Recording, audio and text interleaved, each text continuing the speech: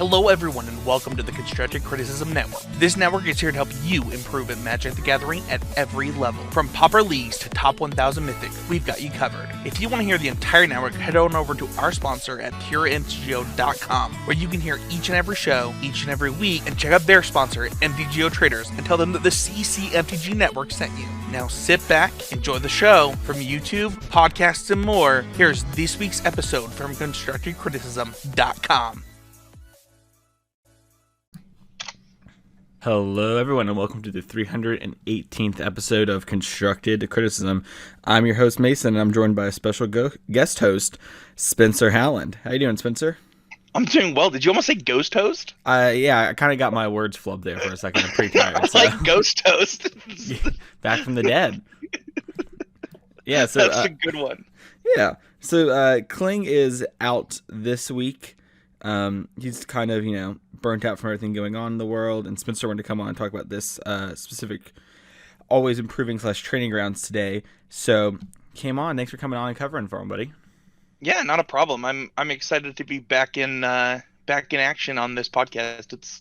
It's my baby. It's fun to be here. Yeah.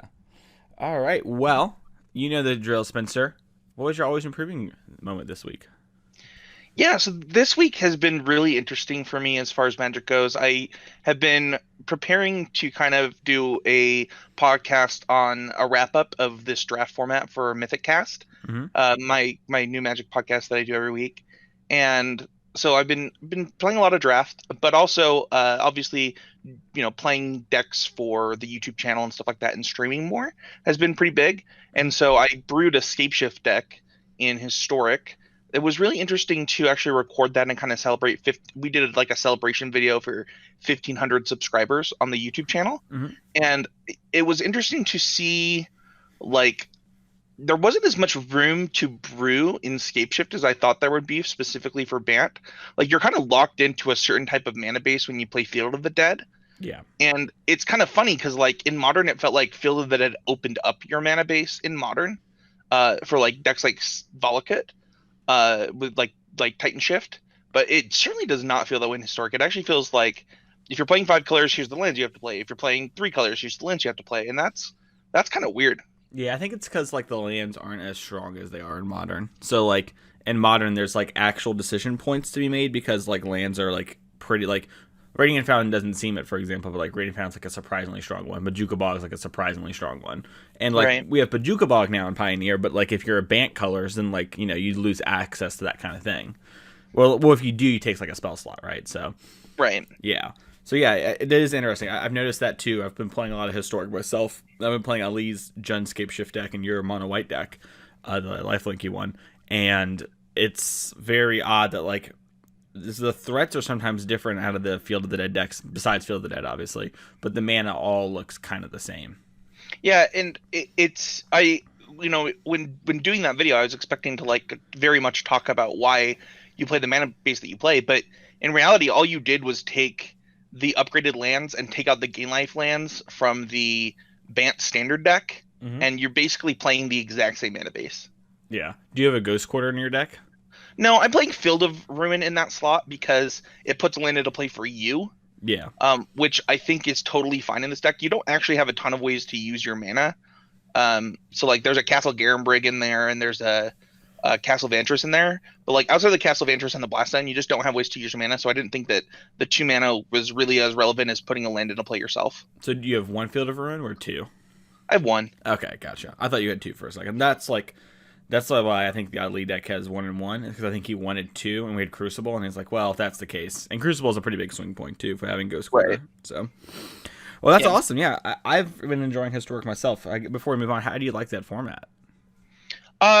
There's a lot of Field of the Dead decks right now. I don't expect that to stay this case.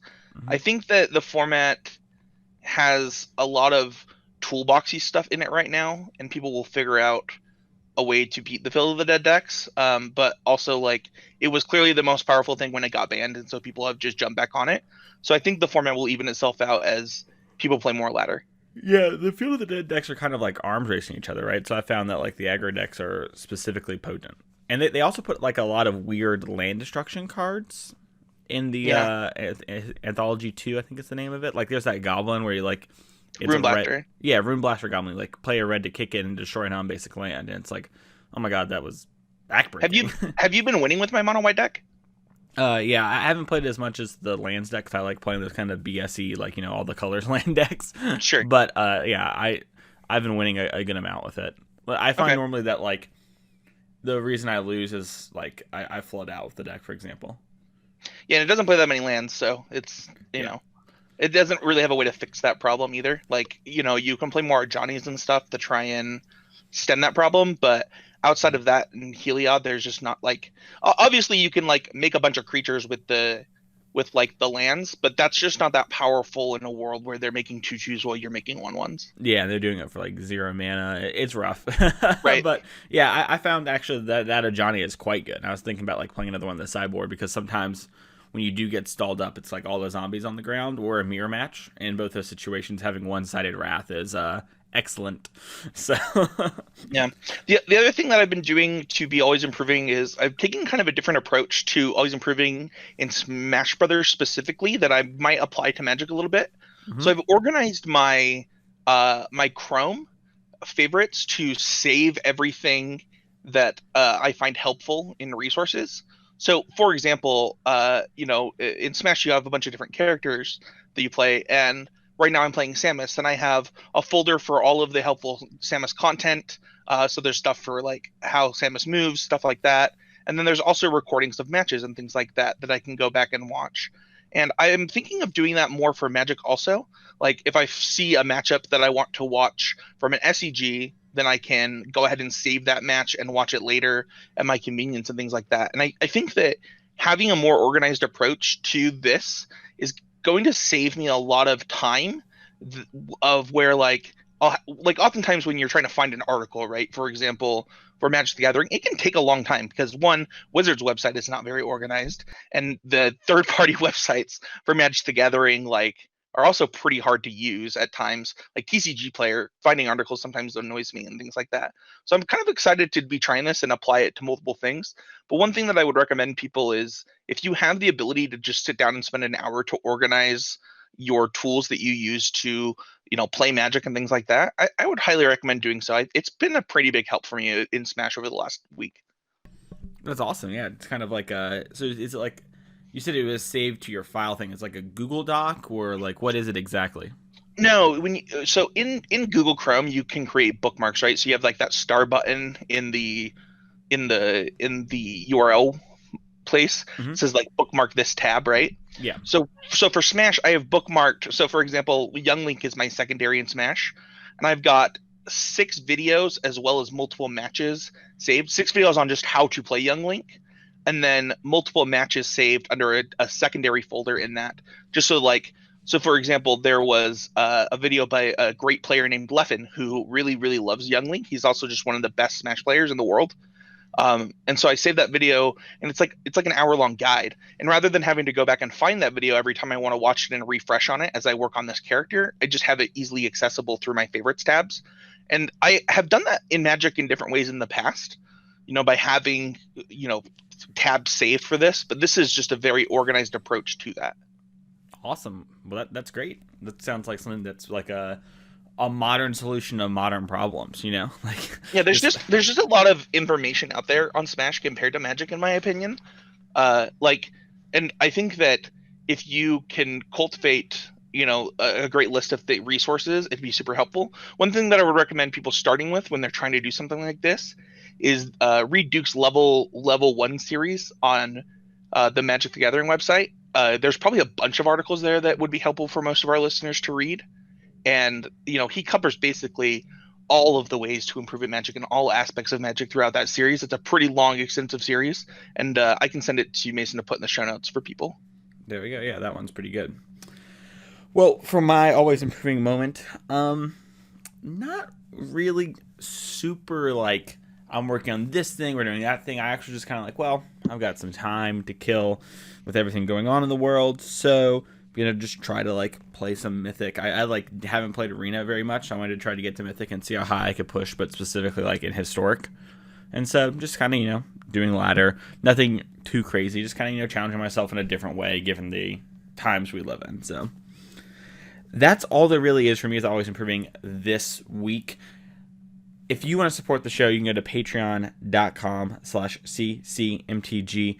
The new host is starting in a week or two, and everything will be updated then. But for the most part, like I said in the past, things change. And if also you want to help support the show, you go to our sponsor at Oasis Games and use code CCMTG for your first order to get 15% off, and use the code Always Improving to get 4% off every order. Would that be good? Would that be good? I'm sorry. My bad. I think what happened is I was looking at the show thing and I saw Always Improving, and I just kind of read it off. Well, Spencer, you're on here because you kind of want to talk about the specific training grounds today. So do you kind of want to pitch us on what we're going over today? Yeah, I want to talk about kind of how people... This is actually a question that I think doesn't get addressed enough. And that's, you have a deck in front of you. Let's say it's a net deck. Let's say it's a deck you built. Either way, you have a deck in front of you. And I want to talk about, how do you go about testing that deck?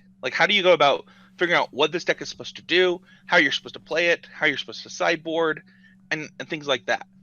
Gotcha. Okay, so do you have a deck that kind of sparked this in mind for you? Maybe one we could use as an example here for listeners? Or is this kind of just you were thinking about it in a nebulous sense?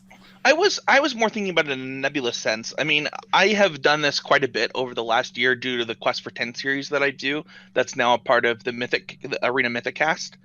But it's really interesting to me that, really, I mean, what is the most popular question that content creators get asked, Mason? Probably sideboard guide. Yeah, can I get a sideboard guide for that, right? Yeah. And that's fine. I mean, it's certainly a shortcut to help you get from point A to point B, and maybe even have an understanding of the matchup that you're trying to specifically understand. But I think that what I want to do is actually give people a template to, okay, I've got this deck that Mason posted in the Constructed Critics group that he's playing at this SCG. How can I get up to speed on this deck? And what are the things that I need to do to get there? Yeah, so if we're just kind of want to talk about that, and work from the process from that point, if it's me, I generally try to find well, first I try to think about what the deck's trying to do, right? And so when you've played a lot, that part kind of goes without saying, but it is important to say. I think that's the number one thing. I mean, how many games do you think you've goldfished with Amulet Titan, for example? I mean, I bought the deck in October and didn't play it till January. And that whole time I was watching Gossip Girl and goldfishing. So, I don't know, hundreds and hundreds and hundreds. Yeah, I think that pretty often there's a lot of things that you can do before you even play a game with the deck. Mm-hmm. I actually think Arena makes this easier, and something that I started to do that people might make fun of, but I actually think has been super helpful, is when I build a deck or when I'm trying to figure out a deck before I either jump in ladder or jump in an event, I'll actually play against Sparky with the deck just to understand how the sequencing is with the deck. Mm-hmm. It's kind of my way of goldfishing on Arena, is just, okay, well, let's play a match against Sparky really quick. I know that he won't put up any kind of a real threat, but at least my interactive spells will have something to do. I'll understand, what the curve feels like, how many lands I'm expected to play, and things like that. And also something else that I'll do is, I'll generate a bunch of opening hands and figure out, okay, how often is this deck mulliganing? What does an average opening hand look like? You have to get a baseline somehow, and if you're afraid to just jump into the queue and play a deck, then those are some great ways to do it. Yeah. I think if you have ladder anxiety, which is a very real thing for a lot of people, that sounds like a great way to do that. Personally, I just kind of I only play on ladder, so right. I just hop in. It's whatever happens. But yeah, I think for example, if your goal is like mine right now to try and get mythic and get a high rating, it's probably good to play against Sparky or do one of the little standard free thingies, or even a best of one game and just kind of play out the hands, where that isn't affecting your rank. That sounds like a very good way to approach it. Do you find yourself looking for streamers, articles, because that's normally where I would actually approach things, is after that, so I would go and try and find someone else who's very good at the deck? Yeah, I typically will look for for content on a deck. Oftentimes what happens though is that it could be the deck is so new. When you think about something like Bant Scapeshift, when it broke out from Luis Scott Vargas, and when we had Caroline on the podcast, right? Our podcast might have been the only bit of content out on Scapeshift that week. Mm-hmm. It might have legitimately been that, and maybe a Luis article. I don't even know if he wrote one that week. So it can sometimes be hard to get that kind of content and kind of understand things from there. But I also want to use this as an opportunity to say, yes, you should absolutely look for streamers, look for articles, go and see if there's something in a Discord about the deck or a Facebook group around the deck, and just pick people's brain. That's a great thing to do. But I want to talk about the things that you can personally do in game and in helping you have a deep understanding of the deck in the time that you have playing it. Gotcha. Okay. So I guess the next thing to do is, so like we've done our practice games or whatever. Like are you? Yeah, I think after your practice games, you need to have a list of questions that you now have. So like after you've done your practice games or after you goldfished a bit, what do you want to get out of the next games that you play? What are the questions that you're asking yourself going into the next game? For me, oftentimes the first question that I'll be asking is, I don't understand what this card is for in this deck, and so one of my goals is to figure out, when is this good, why is it good, and how to break down each card during testing. I think is a really big question, and I think that's something, Mason, that you've done a lot with Amulet Titan, for example. Yeah, I would say a lot of the times I look at what the other people are doing and kind of break it down from that point. I would say that like my actual number of matches on the line with Amulet Titan is very, very low. Like it's maybe sub 200. Like, but I mean, even a few months ago, right? We were talking about the deck, and I was playing, I think, Drake Sasser's list, if I'm not mistaken. And it was Dilks. Was it Dilks? Yes, yeah. It's only my second time messing this up on the podcast, so it's fine. But yeah, Matt, I was playing Matt Dilks' list, and you had suggested other sideboard things that you were taking, I believe, that same weekend. So how do you come to those kind of conclusions when you're breaking down, what 75 you're going to play? How do you even come to the conclusion? How do you ask yourself those questions?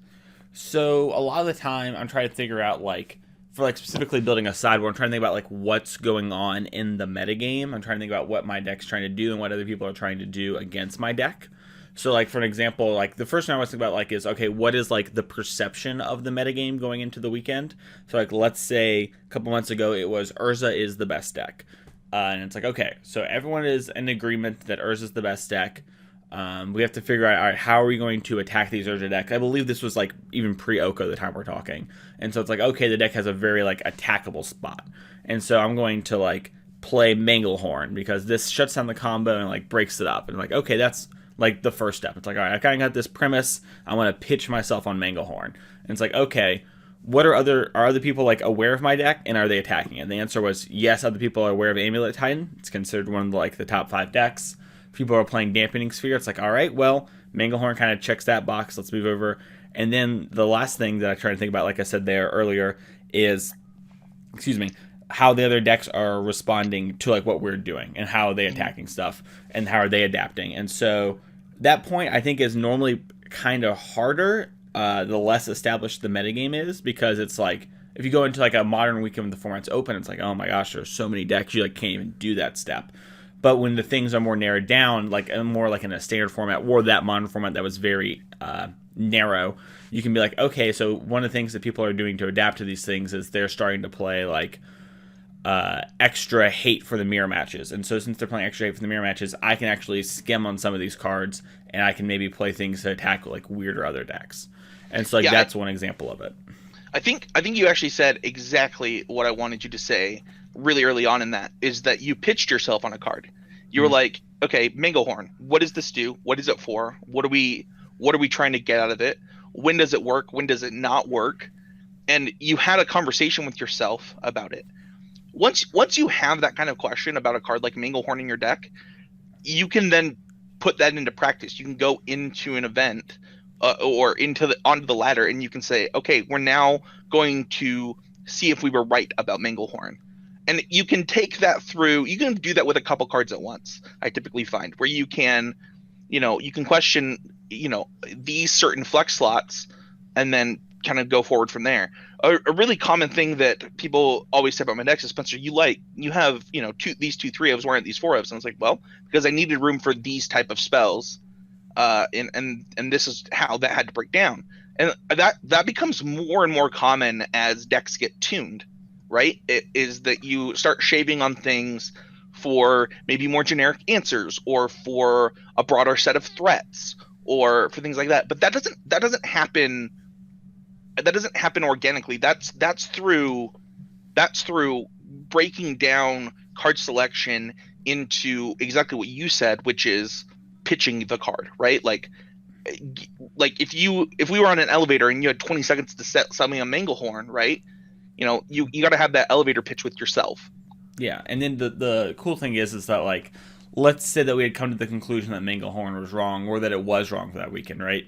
You've now practiced like this habit for the next time, but you also now have this pitch for Manglehorn. And when Manglehorn is hot again, you're like, okay, I have gone through this. I have like done the work. I know this is like the spots I'm looking to have Manglehorn, heavy artifact things, where we need to like the tap part really matters. Okay, awesome. Now I know that when the time comes again in the future, I have this tool that I can grab from. And I think that's a big part of it too. When you're like doing it a lot, it's like, okay, I've had these conversations and thought about these cards a lot, or I've seen other people talk about these cards a lot. And so I kind of have like this index in my mind where I think of a card and like bullet points pop up of like, what's the strong suit of this card? And so then when you're building a sideboard or evaluating a card, you can kind of pull that in. Yeah, I completely agree. And I think that, that's going to work in a multitude of ways. I mean, think about Gingerbrute in Mono Red. Think about, something like, an off-color land in your 75, like Bojuka Bog, for example. You've got to have these conversations with yourself as you're tuning your deck to figure out, okay, what is this trying to do? And is it worth the effort that I'm putting into? Is it worth the effort and the costs that are coming into this? Yeah, and the honest answer is a lot of times is you're probably not going to do the thing you're talking about. A, because you're normally like, the process we just described is like one card, but you kind of do that for a lot of cards, especially early on. And then B, a lot of times it's like very hard to figure out like the exact thing. And for like, especially if it's like a higher risk card like Manglehorn, you have to know when it's right to Manglehorn versus Rexage, and know when it's right to like have it main deck, as another example. And so a lot of times you're going to do these things, and it's going to lead to you being like, no, this isn't the right time.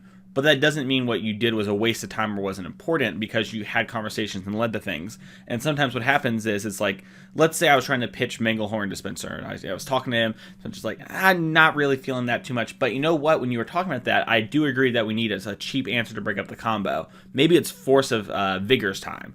And so then it's like, okay, yeah, maybe we should talk about Force of Vigor. And then we talk about Force of Vigor, and we're like, no, that's not really it. But you know what? The problem with that is that there's Ashiok 3 from War of the Spark, so maybe we're supposed to play Beast with them. And then you get those huge innovations. And it's like, holy cow. You also already have built the conversation. You're building upon the conversation you already had about Manglehorn, right? Yep. Whether it's the conversation with yourself or whether it's the conversation with a testing partner, wherever that conversation's happening, you're building upon the thing that you already have a fundamental understanding of because you have put in the work. Yep. And then so now we've applied this to like one thing, but you're supposed to then apply this to like basically every spot in your deck that's up to debate. Like, exactly. There are certain things that aren't going to be up to debate, right? Like, if you like, let's use the Field of the Dead example from earlier. You're going to play 4 Field of the Dead, and you're going to play a bunch of lands that are like basically the same but have slight variations because you need different names. Like, you're going to do those things. Sorry, there's no options there. But you're going to get to those spots like where we talked about Spencer earlier, and I was like, Spencer, do you have 2 Field of Ruin? Well, I assumed you had 2, right? Because that's what I thought all of them were doing. It was 1-1 split. He's like, no, I have 1. It's like, oh, okay. And we have that conversation, and we extrapolate it, and we do that for all of the cards. Now, sometimes it's a lot easier because you're just like, oh, yeah, of course I play like, this and this because there's nothing better rate than this. But right. You do that, and then that's also where you find things where it's like, yeah, this card's kind of like not it. Like, I don't really want this Thraben Inspector in my deck. Maybe I could find something else. So yeah, I mean, I don't know why you wouldn't, Mason. That card's basically Ancestral Recall, so yeah, well, it's white Ancestral Recall that blocks, so it's probably better. Yeah. But yeah, that makes a lot of sense to me. So the next thing that I want to talk about is actually building a sideboard plan, and I've pitched something on this podcast a lot of times, but I'm actually going to explain I'm actually going to pitch it again, and I'm going to explain the pitch. Mason, I always say if you're going to ask for a sideboard guide, build one first. And there's actually a really good reason for this, and it is a similar reason to the even odds reasoning. It actually saves both you and the person you're asking for time if you do this. If you are the one that's building the guide, because what it does is if you're looking at a guide and all you're going to do is copy their guide and use it and do nothing else, then sure, whatever, just ask for a guide. But if you're actually trying to understand how that person looks at matchups, then the first thing that person's going to know from you is how you think about those matchups. So if you build the sideboard guide first, send it to them and say, what do you think of this? They can ignore the things that you agree on and that you have a fundamental understanding of, and only talk about the things that you disagree on so that you can question those things, helping you get more gains than you would have gotten just by copying the sideboard guide. Yeah, well, it's really doing what we just talked about, the sideboard card, like the Manglehorn to Beast Within, Right. like logic, but applying it to the way you take cards in and out, right? It's like, okay, I'm going to do it like this, and then what really happens is you kind of have the conversation separate and then meet back at the end. But Right. yeah, And the other thing it does is it tells the person that you're asking what matchups you care about. yeah, exactly. Because they could give you a sideboard guide that doesn't even have the matchups you care about. Yeah, it's like, why do we have Mono Red on here? We are Soul Sisters. It's like, take cards in and out at random. Like, don't worry about it. But I think building a sideboard plan happens through, honestly, like, the number of times where I pick up a deck, played a bunch of times, build my own sideboard guide, send that sideboard guide to somebody, and then say, what do you think of this sideboard plan? Is just substantially higher than the number of times where I just ask somebody for a sideboard guide.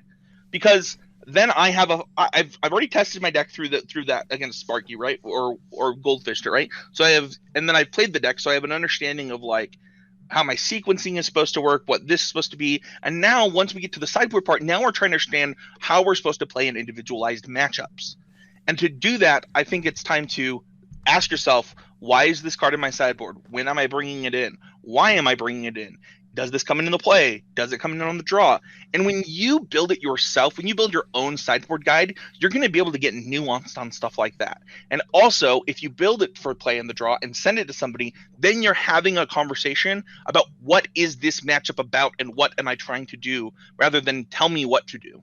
Yeah, it also does another thing that. So there's three things I really want to touch on. So the first thing, and I want to work backwards from what you said, is, so you said you send it to someone, right? In theory, the person we're talking about is also someone that plays the deck. So like, let's use Amulet Titan, for example, right? Let's say I actually did this recently. I built a sideboard guide, and I was like, Dilks, make fun of me, go. Like, here's my sideboard guide. What do you not like, right? And that's really important. But there's another thing that can happen too.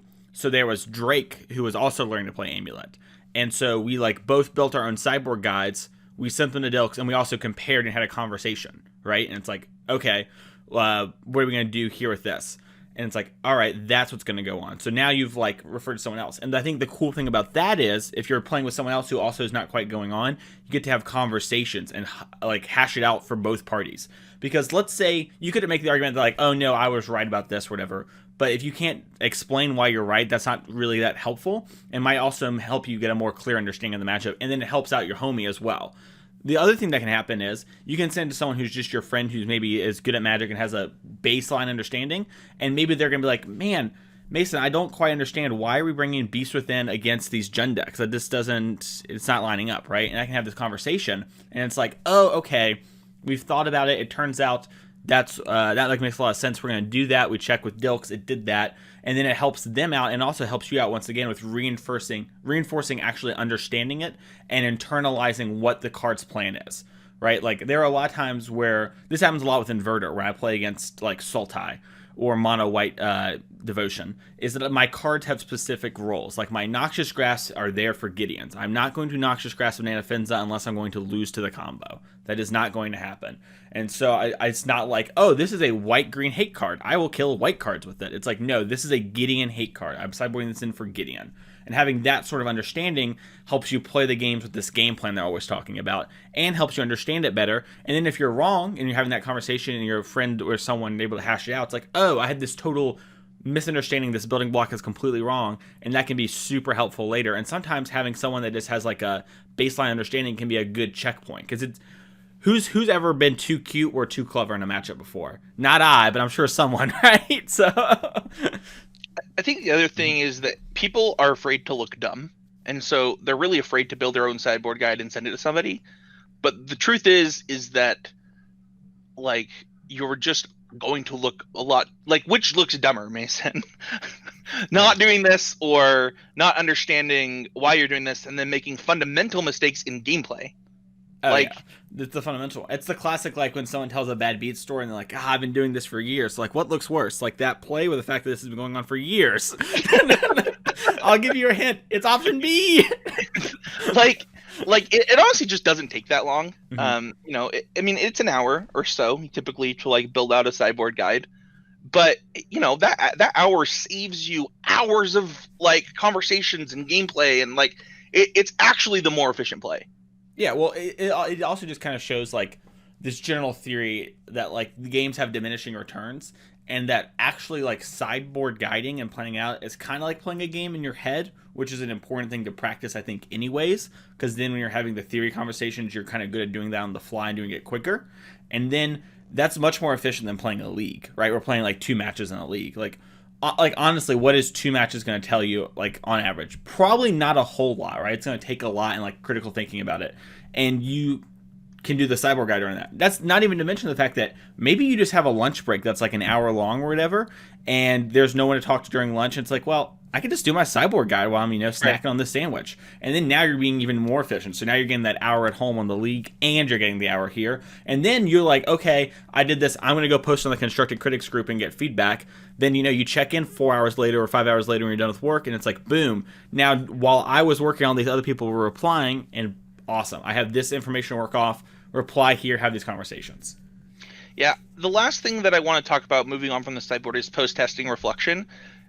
I just see so many people just like play a league 3-2 and be like, okay, well the deck obviously isn't very good. I only 3-2'd. It's like, Whoa, you what? opened the decks down at 3-2? I'm locked in decks for opens at 2-3. I was like, wow, I got pretty unlucky to not 3-2 there. I'm in. But my That's my not a point joke. is That's a real story. my point is that like, or maybe they O2'd, whatever. Regardless of the record, I see people just like play a league and then they're like, okay, that was how we played it. This deck sucks or this deck's good. It's like, that's not a thing you learned. I You I played 6 to 12 games. Like, you didn't learn that. I no joke 0-3 to league, dropped and said that deck's busted. I'm gonna play it again in 5-0 the next league. And I was just like, wow, I played so badly in those games. Yeah, I definitely Yeah. have had Well, this shows that gamers the don't 1-2 matter, drop right? into 5-0 and you're like, all right, Yeah. well. Yeah, I always joke. I had a friend who was like pretty anxious about. I think it was an IQ or maybe it was a PPTQ. It was a while back though, and he was like really anxious or whatnot going into it, and like he like 4-0 FNM and I like 2-2 FNM. He's like, "You gonna change your deck or anything?" And I was like, "No, my deck was great. I just kind of like played bad, and I think I could have done these things better, but 2-2, lock it in, bread and butter, baby. Let's go." And then you go and you play the event, and it doesn't really, like, the past results should just be there to help and learn you, right? If anything, I often think that we don't examine wins enough in these post-match reflections, and it's like, oh, I won, and it's like, well, your opponent drew like 7 lands in a row and you barely won, and this like Bristling Hydra did nothing in that matchup. Are you supposed to have Bristling Hydra in your deck? Yeah. And so I think something that's pretty common is that, content creators and Magic the Gathering pros will make jokes like, oh, I 5-0'd this league. This deck must be busted. And so, but I don't think people always realize that that's a joke. Like, it's not like, locking this in, 5-0'd on MTGO. But the thing is like, let's say that you do 5-0. Why did you 5-0? What did you do well? What did you do poorly? What could you have done better? Did you make any glaring mistakes? Were there weaknesses in your deck that you need to address before going and doing another thing? Did your opponents get unlucky? Was there a bad matchup that you got lucky in? Why was it a bad matchup? Sitting there and reflecting, okay, what happened and what did I learn? And if you don't have that conversation with yourself, why did you even play the league? Just to have fun? Okay, that's a great reason to do it, but then that's not part of this conversation. yeah. You know what like almost all of my Magic that I play these days is to learn. Like, I don't have any aspirations to go to the Pro Tour. I don't have any aspirations to get Mythic or qualify for anything. All of my Magic these days is just, I love Magic and I want to learn and share what I learn and make great content. And so my goals might be different than our listeners. But if your goal is to get Mythic, is to go to the Pro Tour, is to get an SEG top 8, is to win an IQ, is to win a PTQ, these are the things that you're going to have to do. The other thing that you have to think about is you're competing against people doing this. So the number of times that people ask for a shortcut so that they don't have to do these things, it's like, listen, I can give you advice to make things easier for you. But the truth is you're competing against people who are doing these things. Mm-hmm. Yeah. And so if you're not having some time to reflect and think about this, it can just be on your drive, right?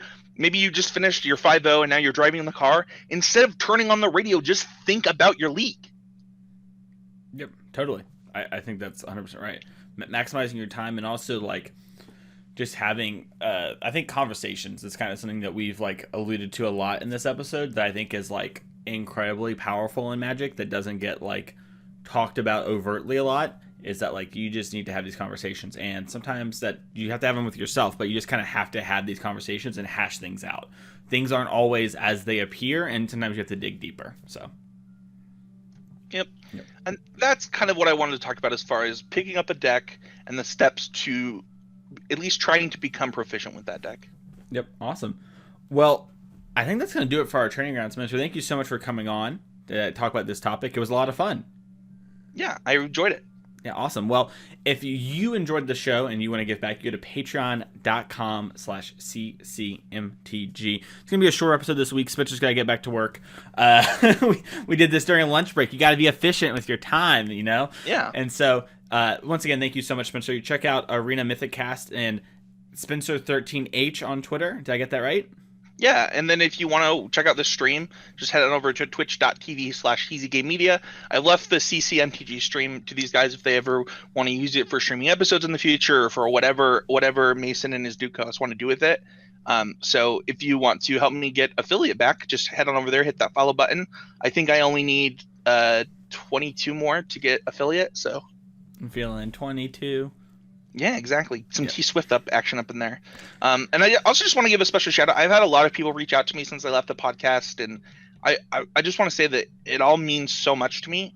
But I am so excited for the future with Mason and his new co-host. He and she, because Mason spoiled that last week, are going to kill it, and you guys are going to crush it. So yeah, I'm excited. The person is joining sooner than expected because of everything going on. How soon is the relative question. So we'll see if next week we have another new co-host or not. The COVID co-host. Yeah, more like, yeah, let's not joke. All right. Well, thank you all so much for hanging out. I hope you all have a great time and you're able to enjoy this episode. And we'll see you all next week for another episode of Constructed Criticism.